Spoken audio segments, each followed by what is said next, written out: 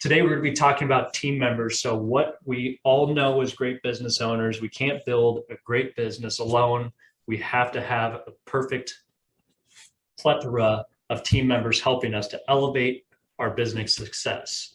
So, to create a well-oiled, thriving, successful organization, we have to attract, retain, and of course, reward those team members or stakeholders.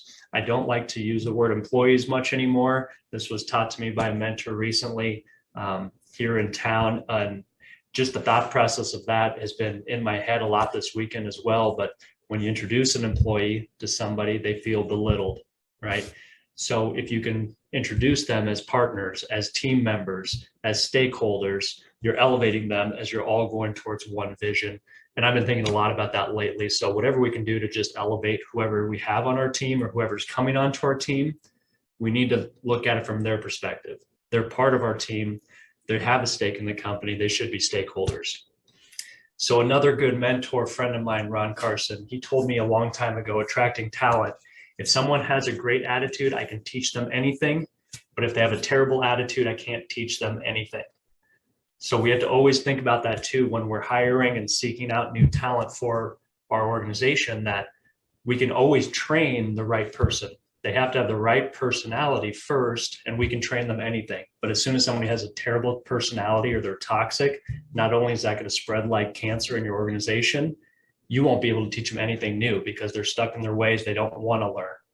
So you have to find those good people. They're out there. They're trainable. There's plenty of people in the market now. I think last quarter was the most people that left their jobs in US history, which is just crazy to think about. So one of the big things that we do attract talent is on hiring websites. So websites such as Indeed, Craigslist, ZipRecruiter. Today I'm going to be talking more about Indeed, but there's also staffing agencies in towns. You can find temp agencies that can help when the season starts, and a little bit about referrals, which I'll get into as well. So with Indeed, and this is something that nobody ever taught me earlier on, but there is a company snapshot. If you don't have that already set up your company profile, and then I can show you when you get the workbook. It's also going to go over that as well. But there is a company profile that any candidate can look at.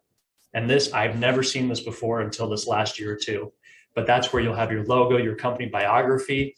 You want to make sure you have like a mission, vision, core values in there. You can put team member pictures. You can do events with team members, just what you do for fun with your team. But most importantly, there's a reviews section, and they can put present employees and stakeholders or past stakeholders or team members. So even if you have somebody that has been with you for 5 or 10 years, or maybe a week or two, still have them go on Indeed, go on those sites, write a positive review about their experience with you. And that's the first thing that candidates see. They're going to go straight to the reviews to see how you treat your current team members.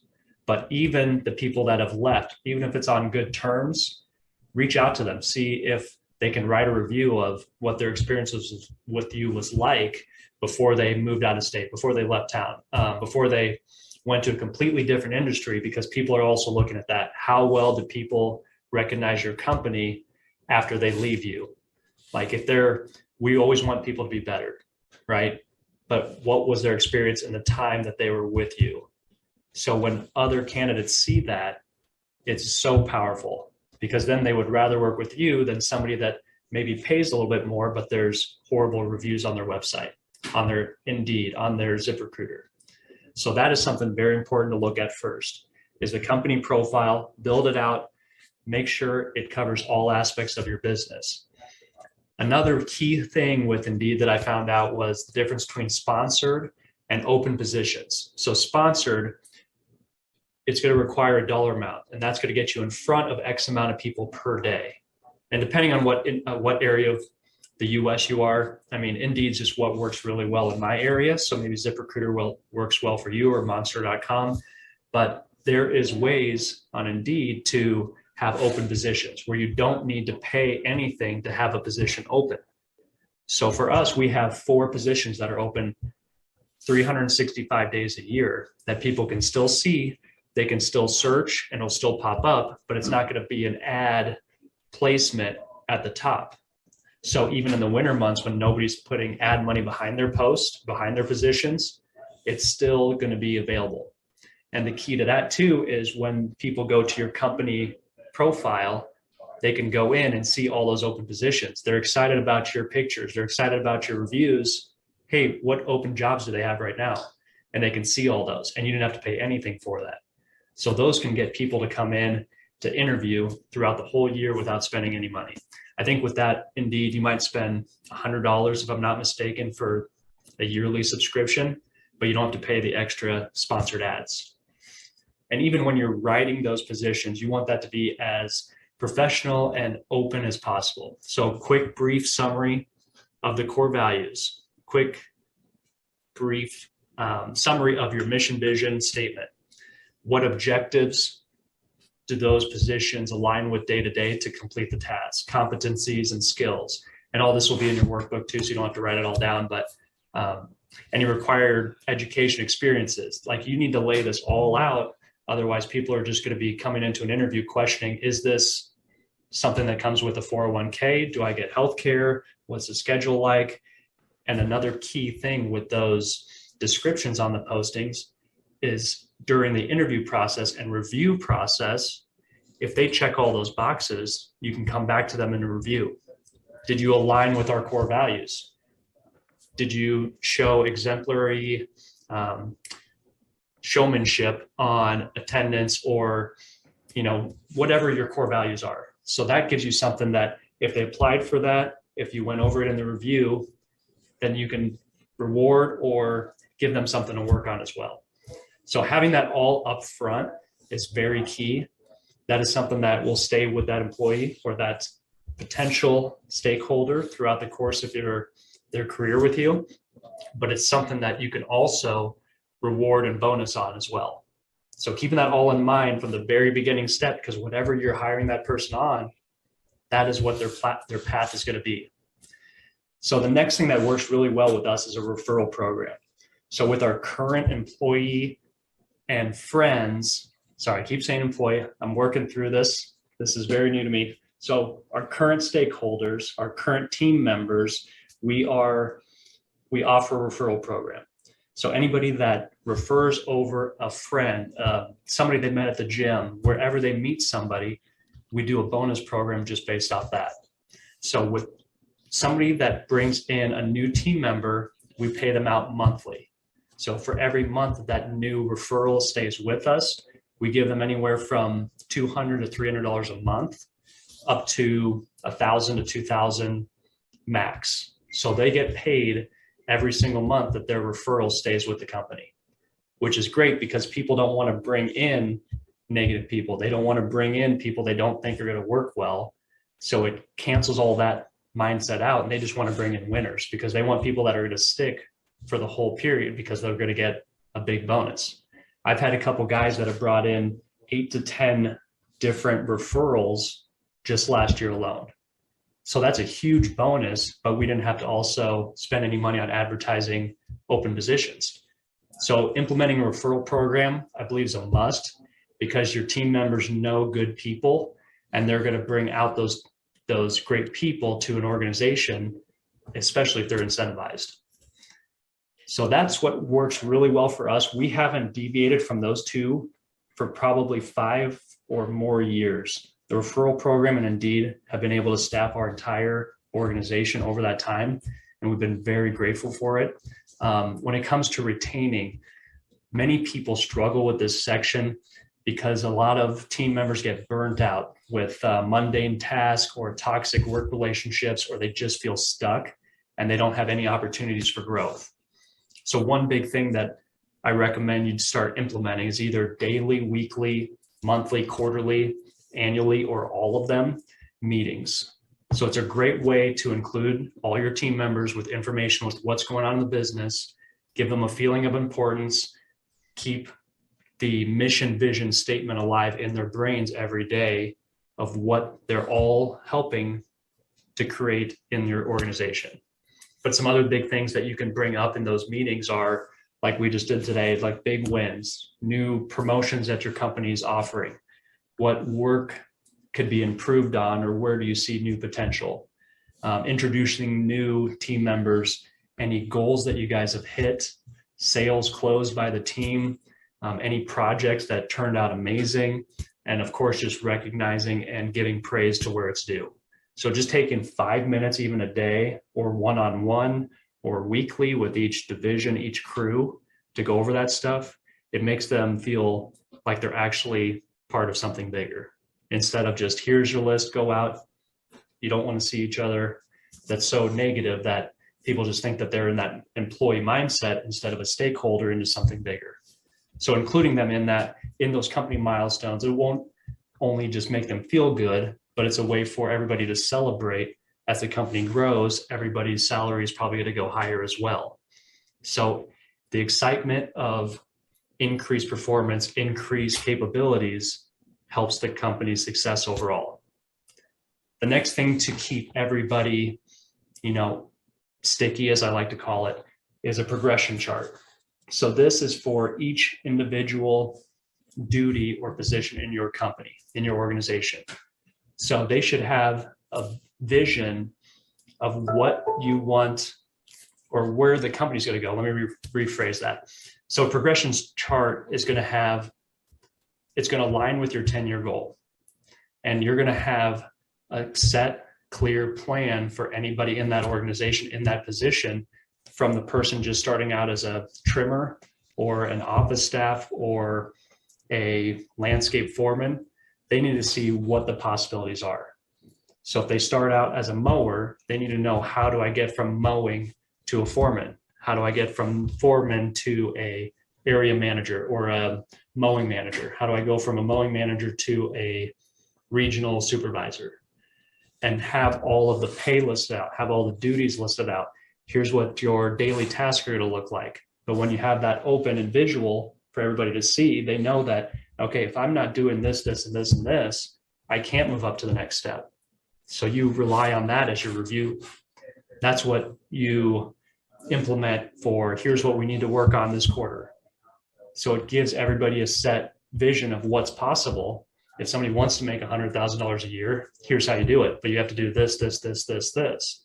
As the company grows, we're going to need this position. We're going to need this position. We're going to need this position. So it's something that is open. It gives responsibilities. It gives a set and clear path for people. And they could all tie together too. So it doesn't have to just be mowing. Maybe from mowing, they go into an office progression chart, to a managerial position, to a C-suite. So a CFO, CEO, VP, whatever that is. But having that tie into your long-term goals, then you can work backwards and help those people with their personal goals as well. If one of them gives more commission, if one gives health insurance, that should all be in there as well. So that way you don't have people coming in right away saying, hey, I want this. I expect $70,000 a year to be a trimmer on a mowing crew. Well, that's not how it works. You got to do this, this, this. You have to have this much experience. You need this license. You need this many sales or this many compliments and no complaints. And all of that stuff helps them to see what the path is. So a progression chart, very important. Even if you're by yourself, you're one man team, it's still something you need to put in place for when you do hire that person on. It has to still align with your goals, and it has to be clear of where somebody can go in your organization. With rewarding all of these stakeholders, there's a bunch of different ways in our industry. I'm going to cover a few that work for us, but I know there's tons more. So outside of regular hourly or salary compensation, I believe that any team member needs to see multiple flows of income coming in from the company. So they're going to have their hourly, they're going to have their salary, but you should also give them an opportunity to either create a commission. A commission could be anything new that they upsell, cross-sell, a new customer that comes in. That could be a set percentage of the total sale, or it could be a flat rate. If you bring in a fertilizing customer, we give you the first application price. And just to give them an opportunity to see that, okay, I can raise my total income if I go out and knock on some doors. If I go and talk to a neighbor while I'm fertilizing this house, if I talk to the neighbor and help them out and get the sale, well, I just made $40. So it gives them a different perspective of how they can make money as well in and outside of their work environment. The referrals was another way I explained too. So I'm not going to dive into that too much, but referral program. Another that we do is a compliment complaint monthly bonus. So depending on how many people call in for a compliment or complaint for that crew, we post them all out on a giant whiteboard, and everybody in the organization can see this crew has 15 compliments and this crew keeps getting a bunch of complaints. So what we do is our compliments and complaints are each worth $50. So if a crew gets 4 compliments in a month, everybody on that crew gets $200. If there's 1 complaint, it just subtracts 1 compliment. So they can never lose money, but the goal is to have anything more than 0, and we compensate that for them monthly. So that gives them the incentive, excuse me, to seek out how to get those compliments, right? So talking one-on-one with customers, making sure that they spend extra time and attention while on a property and they don't get the complaints, that they don't run over downspouts, all that stuff. So we have a lot of people that utilize that program throughout the whole year and just will be more personable with customers in return, which helps the organization. Then they start telling their neighbors, yeah, our crew is so happy. They're so kind. They ask how I'm doing. They help me with the trash cans. And then they start sharing it, and then the business grows. So it's a win-win for everybody, and especially the team members. Excuse me. The production bonus is what a lot of people are using now that I'm hearing, especially in small to middle-sized companies. And that is something where it's more, this is a set price based on what you're doing daily. So if you're supposed to be doing 15 mows a day and you get to 20, or you can do more in a day, then there's a percentage of that overage, right? So if they're going above and beyond, they're doing more production in a day, then they should be compensated for that. The same also works for landscape projects. So if you already have a set amount of landscape labor hours, a set amount of materials, and they meet or exceed, actually backwards of that, they use less materials, they use less labor time to complete the project, then you can factor in a percentage of that overage to split amongst the team. So that's more of a profit sharing production bonus that you can do with mowing, fertilizing, sprinklers, landscaping, snow, anything. So if they can get something done in a lesser time than is typically estimated, they should be compensated for that if you decide to do it or not. And with all of these, there's no one right or wrong. I mean, we implement multiple ones. I mean, you can do a combination of them. You can do a portion of this or a higher percentage of that. There's no right or wrong way. As you grow, it's going to keep building and you'll come up with new ways to compensate. Another, what we are very excited about is a spillover compensation. So with the spillover compensation, it is focusing on mimicking and duplicating each person. So if you are the best foreman for mowing and you train this guy on your crew to be a mowing foreman, he starts his own crew, you just duplicated himself. So he's getting twice the production.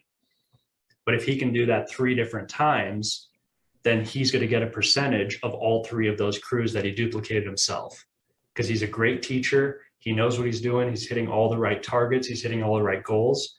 So as soon as he gets to 3 duplicates of himself, he gets what's called a spillover compensation. So maybe it's going to be 3 to 5% of everything that those 3 crews bring in. So think of it more as the franchise model, right? So as soon as he has so many franchises of himself, he's going to get compensated on all of them, but it's also his responsibility to manage them, make sure that they're hitting their KPIs, make sure that they're doing what they're supposed to be doing, still getting the compliments, still meeting production expectations. So spillover is a great thing to do once you have great people, is to duplicate them, incentivize them to train, and also be compensated for it. So those are just a few of the things that we've found that have been really helpful with rewarding. Outside of that, I mean, you want your culture to just be great. Rewarding should be fun things as well, like have the company barbecues, take them out to Topgolf, go to dinners, take them on a trip if you want to. All of that stuff builds culture, which makes people really want to work with you, which makes them want to refer people to you, and talk to businesses and other clients to get more sales that builds the company. So you have to use a combination of all this stuff. I mean, from finding the right person to rewarding, retaining, and just keeping that culture all together. Without that, the business is going to be stagnant. So all of these built together are going to help with that progression chart. There's going to be a area manager, a regional manager at some point if you implement these all together. You're going to have a lot of people helping you and the company to reach new levels, but you're also going to be bringing a lot of people up in their lives as well. So your stakeholders are the key to a successful business. So just remember that as you grow, enhance the lives of so many people that are with you, and that's going to take you further than anything. If you have that mindset behind you, with you at all times, that the more people that I can help and create jobs for and create careers for and help them make as much money as possible, your business will take off. If you truly want to provide for so many people, you have to focus on changing yourself if what you're doing right now isn't working, changing the company, and impacting as many people as possible in your organization or that are going to come into your organization. Because without that, I mean, we're all just running our gears raw. We have to bring in people to join our team. We have to bring in stakeholders, and we have to be able to have them provide for their families, do the things they love, and be happy. That should be our biggest goal. It's how many people can we affect? How many people can we create to make, 150,000, 500,000, whatever they want to make? How do we help them to do that? That should be our first goal. And then the customers, because without that, we can't service any customers. So that is the whole rounded version of finding, retaining, rewarding great stakeholders in the company. And once you get that workbook, it's going to make a lot more sense. I've got some great graphs and ideas in there for you that you can utilize in your company tomorrow